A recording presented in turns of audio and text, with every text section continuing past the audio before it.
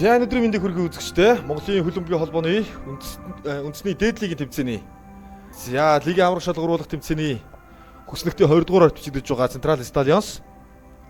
За өнөөдөр хүснэгтийн 3 дугаар бичигдэж байгаа Дэрэн Багтаа нэн чухал хариуцлагатай тоглолтыг хийх гэж байна. Бүрэлдэхүүн. За одоо Нишио гэмтэлтэй байгаа. За төгөлдөр дээр гой бөмбөг ирсэн цоглоо. Хаалгач хаан эрдэнэ хаасан нэмлээ. За энэ удаад Марсело Жуниорын цохилт хачиртай болон болж байгаа юм байна. За сая алсын дамжуулалт. За голд.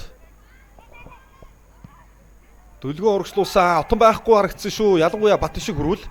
За Бат шиг хөндлөн хайлаа. Гол! Баатрин өсгөрөөдвэ. Дэрэн клуб нэгтгэн хайрцаатай тоглолтыг шуучилж эхэллээ. Маш нэмба хамгаалалт, маш нэмба тоглолт. За маш одоо тийм цэгцтэй нэг тоглолтыг үзүүлж байгаа сөрөг довтлогон дээр ганцхан асуусан боломжийг үүсгэж гол орууллаа. Мегбрийн Батшгийн дамжуулалтаар Баатрин өсгөрөөдөө улирлын 15 дахь голоо орууллаа. За өнөөл хашчулуун, өнөөл дөлгөө хоёроос араас эхэлдэг довтлогоо.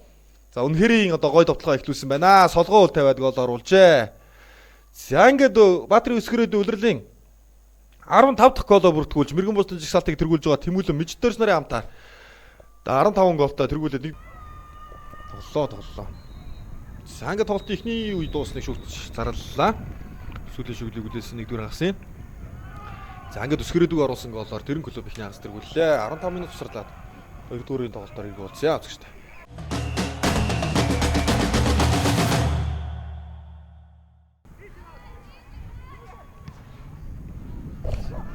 За Дэрэнгийн довтлогоо энд чинь хөргөлчтэй 2-3 дараалаад цогцолоо цоглоо гол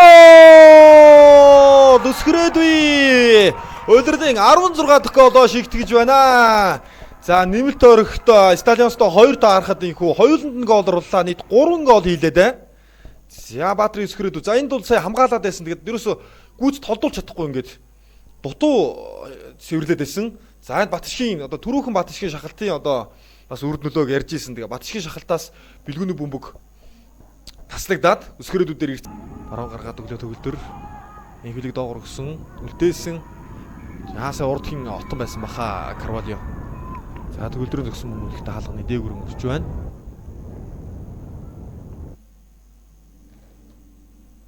За энд за хөндлөвч сонс юм ба шүү дээ. Дүгнээд тийм ээ болохгүй зүйлсүүдийг ярихаар ийм тоглолт болоо да. За молор энэ удаад алдаа авч энэ удаа. За молрыг сайн унгаачих шиг болсон доо. Тэгээд алдаа дургуулын цогцол заачих шиг боллоо. За 3-ыг болох боломж гарч ирлээ Дэрэн Багт. Шикава одоо нэрээ зөхиод байгааг бодвол одоо дургуулын цогцол байлгүй тийм. Одоо 2-ыг байгаа учраас ерөө зүгээр нэгтгэв ч юм уу эсвэл тэгдэг байсан бол Батман хөөрөө зөхөх нь ойлгомжтой байх. За сэтгэл зүй дээ. Энэ бол одоо цэвэр сэтгэл зүй. Молрыг хэр зөхөхийг харцгай цогсон байранд зөхиод гол орууллаа.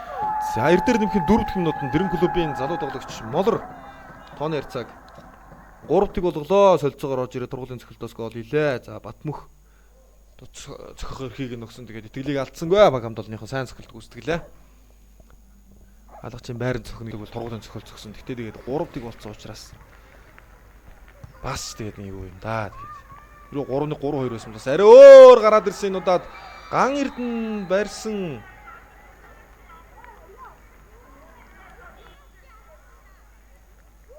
За сүлдэрд нь унтсан байна уу да. Сүлдэрд нь унтсан байх шүү. 3-1 3-ыг бүгдээрээ харцгаая. За тургуулын цохилтыг нь одоо яг л хааж исэн 2 дараалаад Дэрэнгисрэг тургуулын цохилт сталаас авлаа. Энэ удаад яхийг харъя. Хөндлөж онж алдлаа. За ингээд үндсэн цаг дуусч байгаа нь ойлгомжтой. За 2 тургуулын цохилт авлаа. Хоёулангийн хийж чадсангүй. Нэг нь алдлаа, нэг нь одоо өмнөх дээр бол хаасан. Тэгээ энэ удаад бол алдчихлаа шүү дээ түмэн жаргал болоо. Хүн төвчнөөс төгстэй цохилт гараад ирлээ. За энэ Дэрэн клуб үндсэн цагт 3-ийн харьцаатай хүчтэй өрсөлдөгч 2 дугаар байрын баг Стадионсыг хожсноор дээд лигийн тэмцээний 42 дахь оноо 13 дахь хожлоо авлаа. За ингээд багуудын онооны зураг ердөө нэг бол сүүлийн тойрогт AFC дүү Азийн хөлбөмбөгийн холбооны Challenge League-ийн тэмцээнд хэн нэрхийн төлөө тоглох вэ гэдгийг шийдэгдэхээр